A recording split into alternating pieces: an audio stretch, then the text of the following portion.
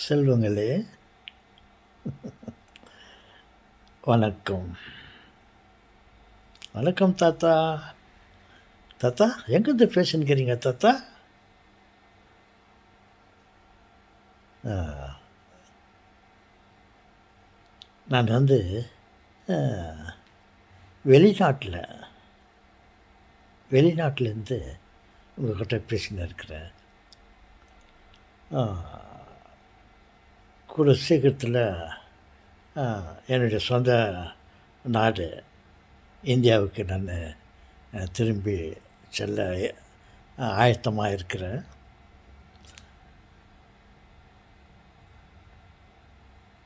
பாருங்கோ, நான் நினச்சின்னு இருக்கிறேன், இது அயல் நாடு. இங்கிருந்து நமது தாய்நாட்டிற்கு விரைவில் செல்ல இருக்கிறேன் என்று மகிழ்ச்சியாக இருக்கிறேன். இங்கேயும் மிகவும் மகிழ்ச்சியாக இருக்கிறேன். இருந்தாலும் தாய்நாடு என்று ஒன்று இருக்கிறது அல்லவா, நாம் அங்கே திரும்பி செல்ல வேண்டும். நான் வந்து டூரிஸ்ட். விசாவில் நான் வந்து இவ்வளோ நாளாக இருந்தேன். இப்போது நான் தாய்நாட்டுக்கு போகணும். அதுக்கு நான் ஏற்பாடெல்லாம் பண்ணிருக்கிறேன். அந்த தாய்நாட்டிற்கு போகப் போகிறேன் என்று நினைத்து கொண்டிருக்கிறேன். உண்மையிலேயே இது நான் போக இருப்பது என்னுடைய தாய்நாடு இல்லை, அதுவும் வெளிநாடு தான். தாத்தா, நம்ம தாய்நாடு, உங்கள் தாய்நாடு இந்தியா. நீங்கள் ஆஸ்திரேலியாவில் இருக்கிறீங்க, இப்போ இந்தியாவுக்கு தாய்நாட்டுக்கு வர போகிறீங்க இல்லையா? அது எப்படி நீங்கள் அது தாய்நாடு இல்லைன்னு கவலைப்படுறீங்க தாத்தா? ஆம் செல்வங்களே, நான் வர இருப்பது என்னுடைய தாய்நாடு இல்லை, அதுவும் அந்நிய நாடு தான். ஆமாம் தாத்தா. அப்போது உங்கள் சொந்த நாடு தாய்நாடு எதுக்கு தாத்தா? என் செல்வங்களே, இந்த உலகம்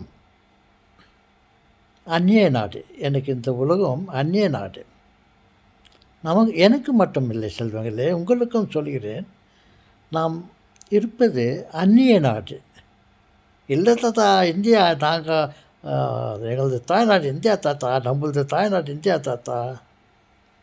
அப்படி என்று தான் நான் நினைத்து கொண்டிருந்தேன் செல்வங்களே. நமது தாய்நாடு இந்தியா, இந்த உலகம் இல்லை. நமது தாய்நாடு மறு உலகம்.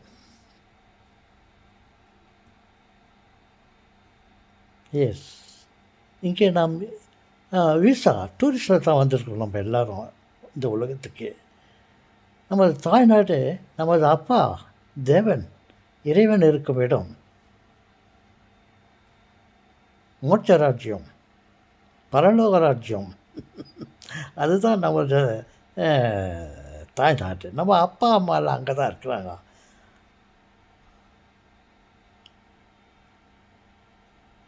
தாத்தா, என்ன சொல்கிறீங்க தாத்தா?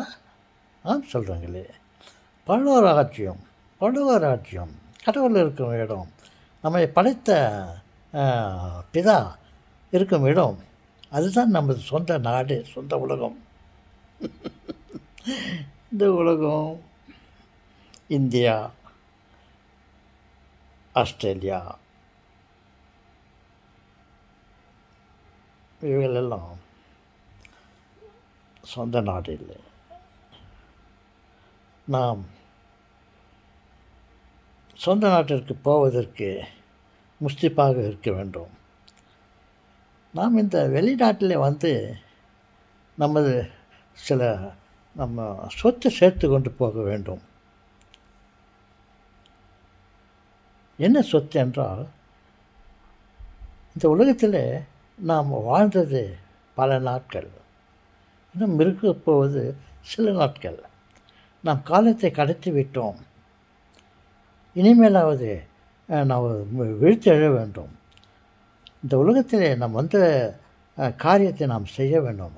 கடவுளுடைய எண்ணத்தை நாம் எதற்காக படைக்கப்பட்டோம் என்பதை அந்த வேலைகளை நாம் செய்ய வேண்டும். இங்கே பல நல்ல காரியங்களை இந்த உலகத்துக்கு நாம் செய்ய வேண்டும். ஏழைகளுக்கு உதவ வேண்டும். எத்தனையோ நல்ல காரியங்கள் இருக்கிறது. அவைகளை நாம் விரைவாக செய்து முடிக்க வேண்டும். இவைகள் தான் நமது சொத்து.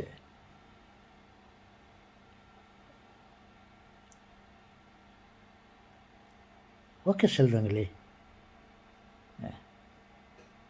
நாம் இருக்கும் வரையில் நாம் சாவதற்கு முன் நாம் செய்ய வேண்டிய பல நல்ல காரியங்கள் இருக்கிறது. மற்றவர்களுக்கு உபயோகமாக இருக்க வேண்டும், மற்றவர்களுக்கு உதவியாக இருக்க வேண்டும். ஓகே, என்ன உதவி என்று நாம் யோசித்து அவைகளை செய்து முடிக்கலாம். ஓகே.